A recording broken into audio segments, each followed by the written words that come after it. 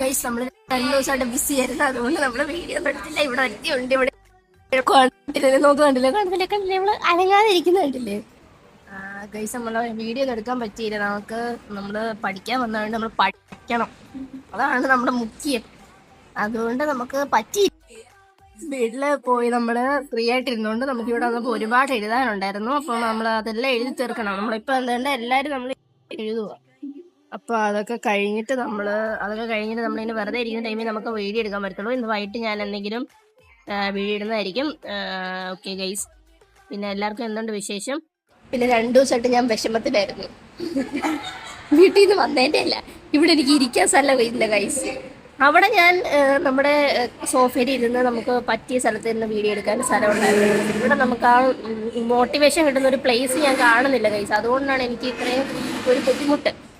ഞാനതെല്ലാം തരണം ചെയ്ത് മുന്നോട്ട് വന്ന് ഒരു വീഡിയോ എടുക്കാനുള്ളൊരു സ്ഥലം കണ്ടുപിടിക്കുക, അവിടെ നിന്ന് വീഡിയോ എടുക്കുന്നതുമായിരിക്കും ഗൈസ്.